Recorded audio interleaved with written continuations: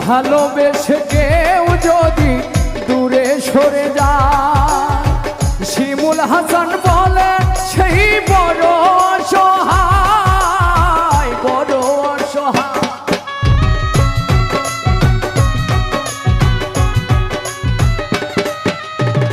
ভালোবেসে কেউ যদি দূরে সরে যায়,